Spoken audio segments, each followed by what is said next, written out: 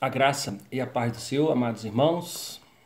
Hoje, nesse culto de quarta-feira, eu gostaria de estar meditando com a amada igreja a respeito de um tema importante que encontramos na Bíblia Sagrada, que é o tema da oferta. E gostaria de estar pensando com os irmãos a respeito da oferta em tempo de crise. A oferta ao Senhor em tempo de crise. E a Bíblia é recheada, de exemplos de homens e mulheres que ofertaram ao Senhor. Mas, em particular, nesta noite, eu gostaria de estar meditando numa oferta que foi feita por um homem chamado Davi, lá no Velho Testamento. E uma oferta assim um pouco inusitada. Vamos abrir então nossas Bíblias, no livro de 2 Samuel, capítulo 23. E vamos ler esse texto.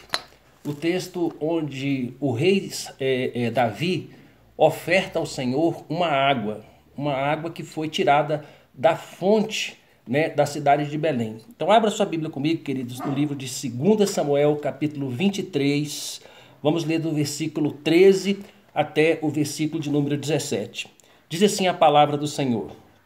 Também 3 dos 30 cabeças de Davi desceram e no tempo da sede, foram ter com Davi a caverna de Adulão. E uma tropa de filisteus se acampara no vale dos Refaíns. Davi estava na fortaleza e a guarnição dos filisteus em Belém. Suspirou Davi e disse: quem me dera beber água do poço que está junto à porta de Belém. Então aqueles 3 valentes romperam pelo acampamento dos filisteus e tiraram a água do poço junto à porta de Belém, e tomaram-na e a levaram a Davi. Ele, porém, não quis beber da água, porém a derramou como libação ao Senhor. E disse: longe de mim, ó Senhor, fazer tal coisa. Beberia eu o sangue dos homens que já foram com perigo de sua vida? De maneira que não quis beber. São estas as coisas que fizeram os 3 valentes de Davi. Amém, queridos? Vamos orar e pedir que Deus nos revele, a sua vontade, nos revele, inclusive, o seu ensinamento através desta oferta de Davi. Vamos orar ao Senhor? Senhor Deus e Pai Todo-Poderoso, nós pedimos a Tua graça, nós pedimos a Tua bênção, Pai. Ó Deus, em nossas vidas. Pedimos que o Senhor esteja edificando a sua igreja com a tua santa e preciosa palavra, que o Senhor possa nos dar graça, Pai, e unção dobrada do teu Espírito, Senhor, para, Pai, buscarmos a tua vontade, para sermos, Pai, em todas as coisas obedientes, Pai, à tua voz, que possamos ser cristãos, Pai, autênticos, Pai, ó Deus, nos desafios desse século 21. Meu Deus, em nome de Jesus, que possamos ser verdadeiramente, Pai, homens e mulheres chamados segundo o teu coração, como foi o teu servo Davi. Em nome de Jesus, amém. Queridos, esse texto é um texto muito interessante que está aqui nas Sagradas Escrituras, no livro de 2 Samuel, capítulo 23, e também num texto paralelo, que é 1 Crônicas, capítulo 11. O mesmo texto, a mesma narração se encontra também no livro de Crônicas. E é interessante que aqui nessa passagem de Crônicas, realmente, Davi também tem essa situação aqui que foi relatada, Os 3 valentes, quando viram que Davi tinha sede e desejou beber a água da fonte de Belém, eles se arriscaram, atravessaram, o acampamento dos filisteus, o exército inimigo, pegaram daquela água e voltaram para Davi. E aqui em 2 Crônicas, capítulo 11, versículo de número 18, diz assim: então aqueles 3 romperam pelo acampamento dos filisteus, tiraram a água do poço junto à porta de Belém e tornaram-a e a levaram a Davi. E ele não quis beber, mas a derramou como libação ao Senhor. Então, o que Davi fez neste episódio?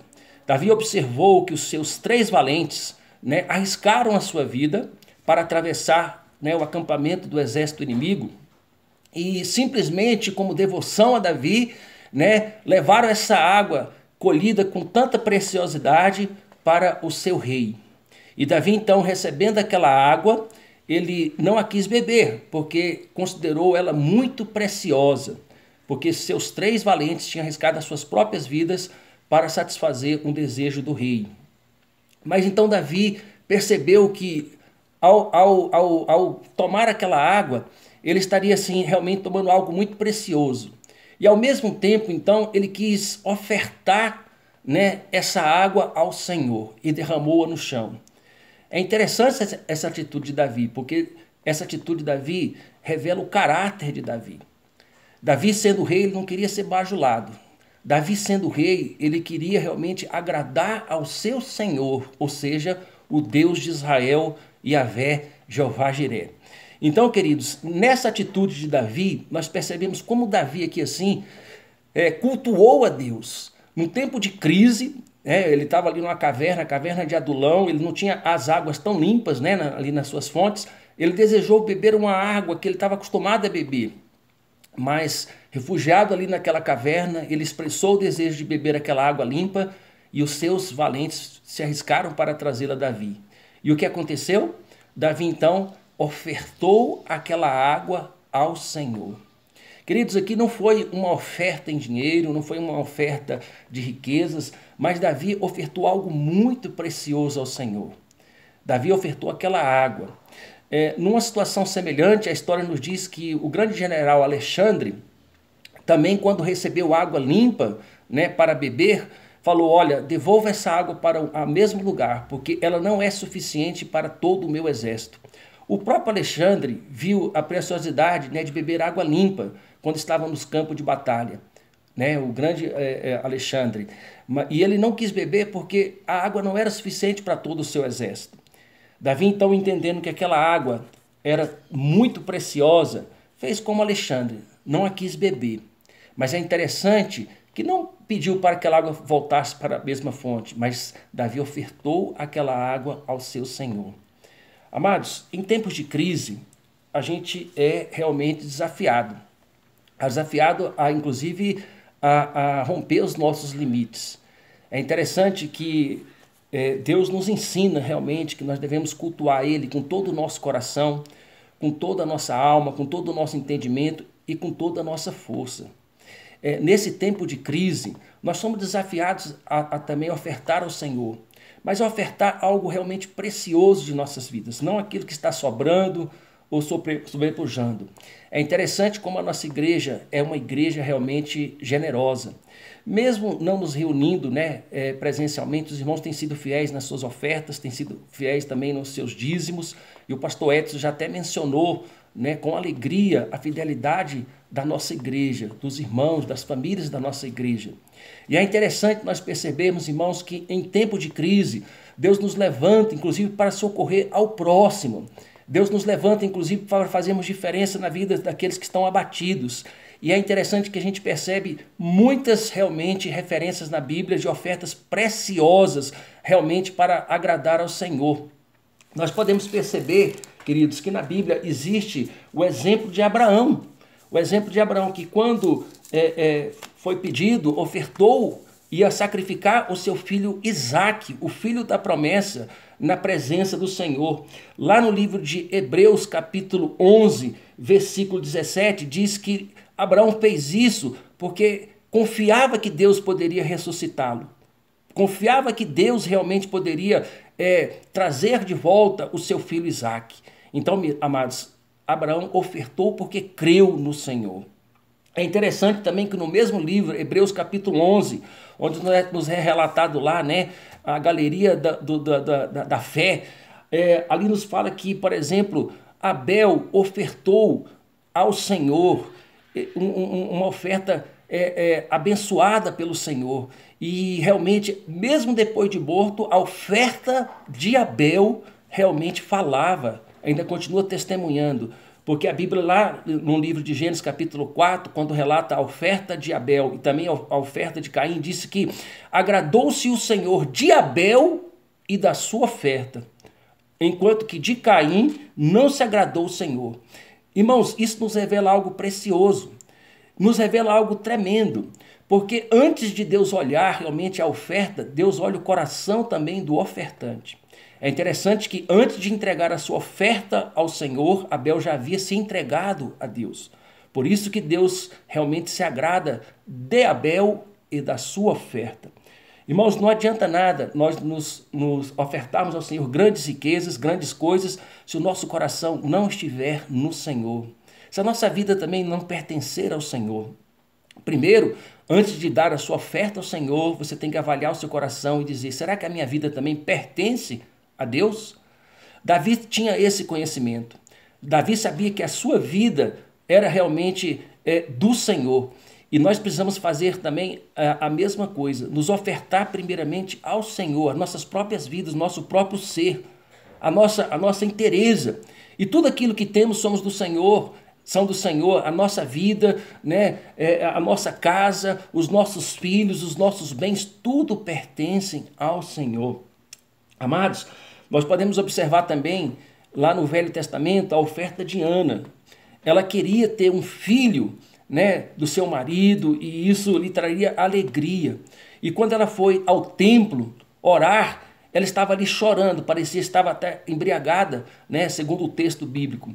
Mas é interessante que ela não estava embriagada, ela estava ali clamando ao Senhor por um filho. Mas é interessante que quando Deus lhe deu um filho, ela faz um voto ao Senhor e diz que aquele filho ia pertencer a Deus, ao Deus de Israel. E lhe dá o nome então de Samuel.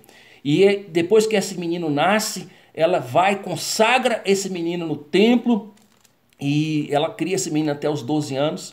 E com 12 anos ela o deixa ali no templo. E a gente sabe que a história bíblica nos mostra que Samuel foi o primeiro juiz de Israel. Ele também era profeta da casa do Senhor, era um sacerdote. Então, irmãos, de certa forma, Samuel, ele ali prenunciou também, né, uma figura de Jesus no Velho Testamento. Ele era um juiz, ele era um profeta, ele era um sacerdote. Assim também como Jesus era juiz, profeta e sacerdote. Queridos, isso nos revela que a oferta que demos ao Senhor revela o nosso caráter, revela o nosso ser. E antes de entregar qualquer coisa ao Senhor, ou qualquer oferta ao Senhor, devemos nos entregar primeiramente ao Senhor. Nós vemos no Novo Testamento a oferta da viúva pobre. Aquela viúva que deu a sua única moeda, talvez a sua refeição da semana, a sua refeição do dia, ela entregou ao Senhor. E segundo Jesus, ela deu a maior oferta naquele dia, ela deu a única coisa que tinha. Queridos, em outra ocasião, também no livro aqui de Crônicas, nós podemos, 1 Crônica, nós podemos perceber Davi dando uma outra oferta realmente a Deus. E essa oferta também nos chama muita atenção e nos faz pensar que oferta podemos dar ao Senhor em tempo de crise. Davi, ele teve grandes feitos na presença do Senhor.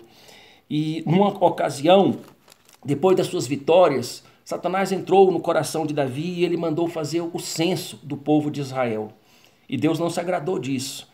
Então Deus manda realmente um castigo para todo Israel.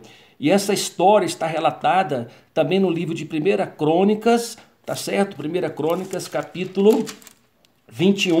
E eu vou ler aqui a partir do versículo 7. E depois dizer uma outra oferta que Davi fez que nos chama muita atenção. Rapidamente vou ler o texto. Tudo isto desagradou a Deus, pelo que feriu a Israel. Então disse Davi a Deus: muito pequei em fazer o censo. Porém, agora peço que perdoe a iniquidade do teu servo, porque procedi muito mal, muito loucamente. Falou, pois, o Senhor a Gade, o vidente de Davi, dizendo: vai e dize a Davi, assim diz o Senhor, 3 coisas te ofereço, escolhe uma delas para que te faça. Veio, pois, Gade a Davi e lhe disse: assim diz o Senhor, escolhe o que queres, ou 3 anos de fome, ou por 3 meses sejas consumido diante dos teus adversários, a espada dos seus inimigos te alcance, ou por 3 dias a espada do Senhor, isto é, a peste na terra, e o anjo do Senhor cause destruição em todos os territórios de Israel. Vê, pois, agora que resposta hei de dar ao Senhor que me enviou. Então disse Davi a Gade: estou em grande angústia. Caia eu, pois, nas mãos do Senhor, porque não são muitíssimas as suas misericórdias, mas nas mãos dos homens não caia eu. É interessante que Davi, então, aqui escolhe um castigo. Ele prefere o castigo vindo da parte de Deus, então prefere que o anjo do Senhor visite a Israel durante 3 dias. Versículo 14, 1 Crônicas, capítulo 21, versículo 14.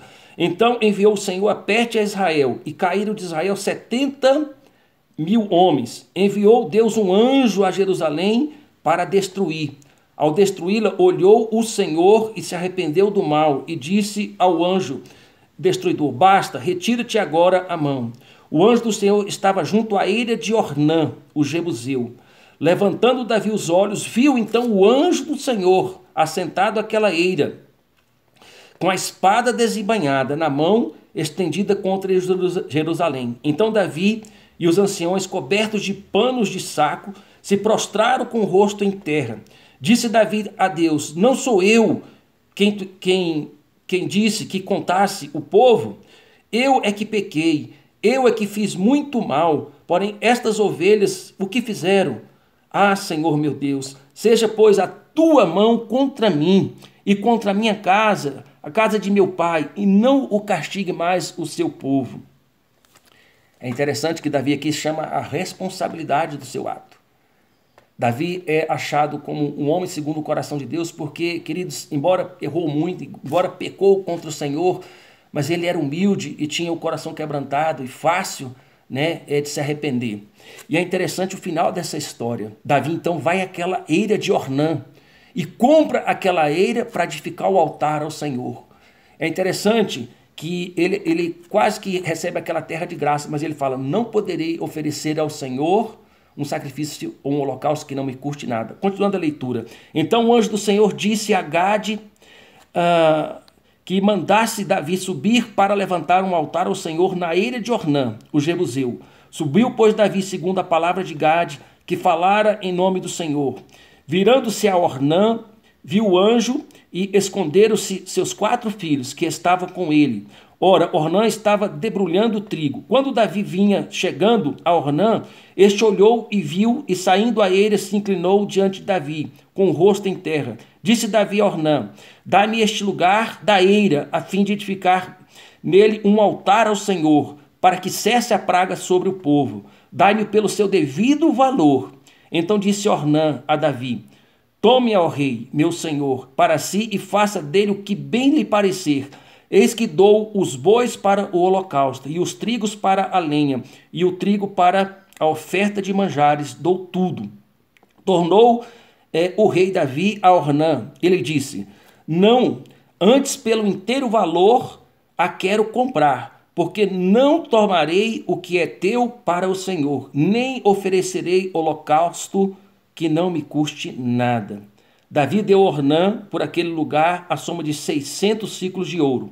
Edificou um altar ao Senhor e ofereceu nele holocaustos e sacrifícios pacíficos, e invocou o Senhor, o qual lhe respondeu com fogo do céu sobre o altar do holocausto. O Senhor deu ordem ao anjo e ele meteu a sua espada na bainha. Queridos, que coisa maravilhosa. Que entendimento tem Davi realmente a respeito desse Deus maravilhoso. Ele realmente queria ofertar sacrifício naquela eira, a eira de Ornã, mas comprou aquela eira, segundo o texto sagrado, por 600 siclos de ouro, comprou aqueles animais, comprou a lenha e ofertou ao Senhor e disse: porque não oferecerei ao Senhor holocausto que não me custe nada. Amados, acima de tudo, Davi estava ali colocando a sua vida à disposição do Senhor, não apenas os seus bens. E é isso que nós devemos entender nesta noite, que o Senhor possa abençoar as nossas vidas e que possamos nos ofertar ao Senhor.